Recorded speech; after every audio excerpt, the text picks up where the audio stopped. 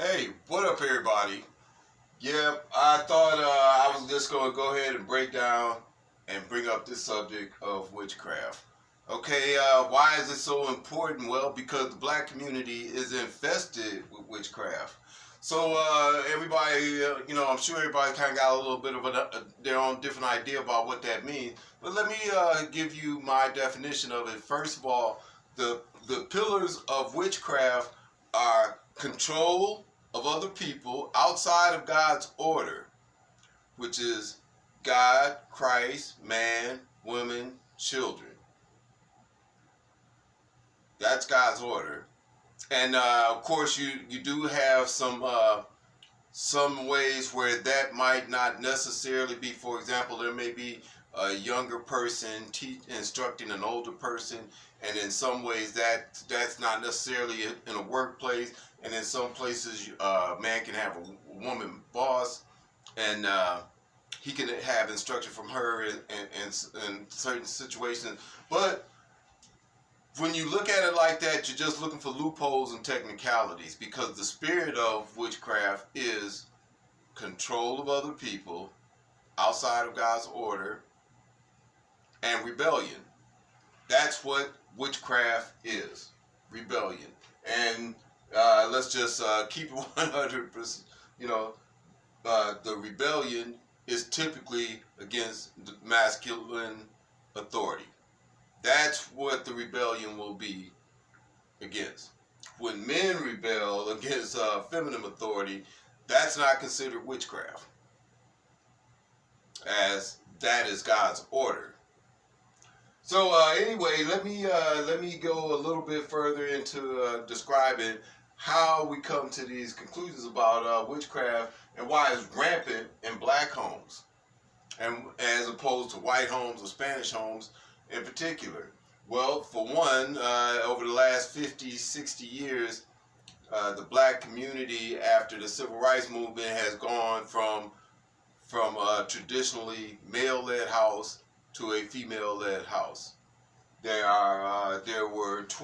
We were like at 20%, somewhere around 20% of children born to single parents in the 50s, to almost the exact opposite of that today, where we're like at 70 something, 75% or so percent of black children born out of wedlock, typically to single mothers who then raised them in the spirit of witchcraft, rebellion against the man who did not stay with them for whatever reason they did not stay together, and then control of those children who the mother, if they're especially the boys, that is having a hard time. In fact, the mother without the man, if you go to Corinthians, 1 Corinthians 11:3, man without Christ is headless. And as far as 1 Corinthians 11:3 says that man is the head of woman, then the woman without the man is also headless, as the man without Christ is also headless. Now, somebody's going to say, oh, that just sounds ridiculous.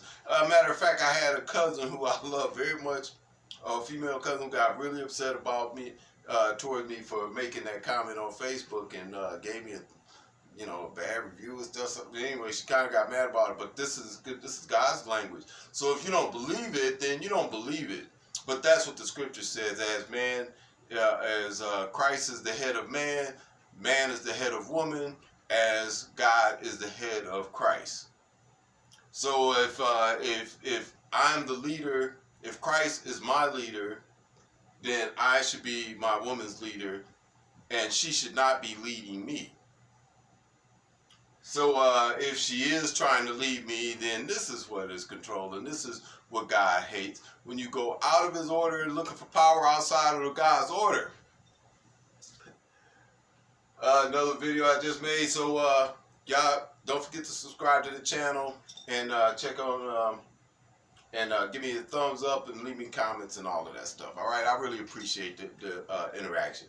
So now you have a society where the average black male, the vast majority of black children are born to single mothers who are without a man and scripturally headless, trying to control the house with children, and she's in rebellion against masculinity. So we hear these terms today, toxic masculinity, as if masculinity is toxic and femininity would not be toxic under the same microscope. But I don't want to get distracted by that. But look, the thing is, this is prevalent in all black communities, and we're not going to address it mainly because this is going to call for male leadership to take over this issue, and most men are just too soft to approach women and tell them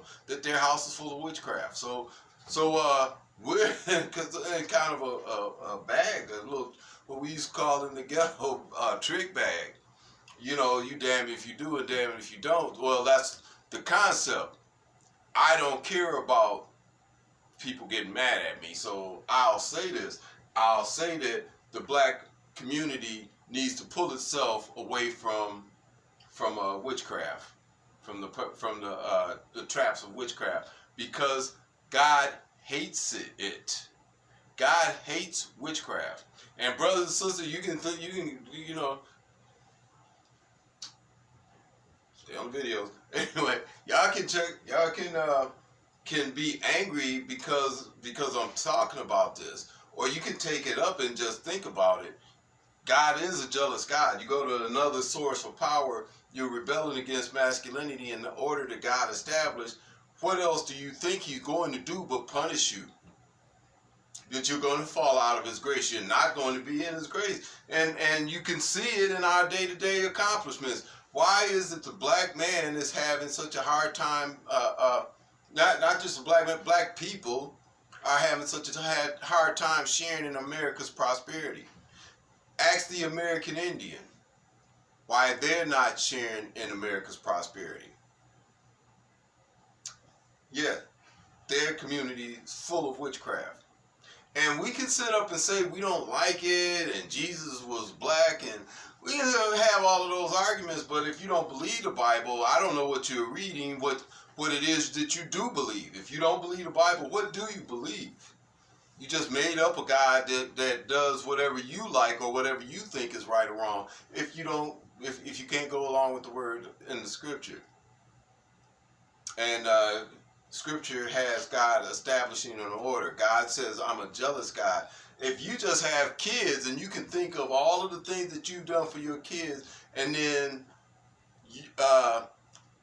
somebody else comes along and your kids give credit to them, or your kids start worshiping them like they're the parent that sacrificed and gave birth to them and provided for them and did all the parent things for them to show them love, and then somebody who doesn't know your kids at all just comes along and your kids run to them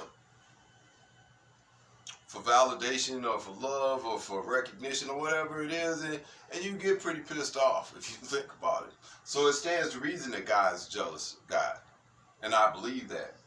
And if you don't, you're going to pay the price for it. So this is something that I'm probably going to address further in the future, because I know how people are. Nobody's going to want to really pay any attention to this video from Barry Altman about witchcraft, because Barry Altman, we don't think you know what you're talking about. But I do know what I'm talking about, and most of us are suffering from this to this day. So when we see these black men who starving for attention, they want somebody to see them, so they're willing to throw on a dress to get some attention and some validation. Today I heard all these people's kids talking about they 11 years old coming out of the closet. Dwayne Wade's son, 11-year-old son, supposed to came out of the closet yesterday. Man, what the hell? Your son's coming out of the closet. How about your son just wants some attention, like the little girl that he is, because you haven't taught him that that's not what men do. Men don't strive for attention. Men strive to solve problems. And this was one of the things in the black community. We're not going to solve our problems until we address the spiritual issues that come through witchcraft. In the black community, if we don't do something to stop it, it's going to run rampant. We can sit back, and you men can stand back and say you're not going to do anything, and you know that it exists, you know that it's powerful, you know that it's rampant, you know that it's costing us, but you want to play stupid or you're afraid. Heaven help you. God bless you. I will pray for you. Well, anyway, well, thanks for everybody for tuning in. Like I said, I'm going to come back to this witchcraft issue soon. So thank you. Subscribe to the channel. Leave me a comment, please. Tell me what you think, because I know this is controversial. So say something, see something. Thank you for checking me out, and I'll see you next time.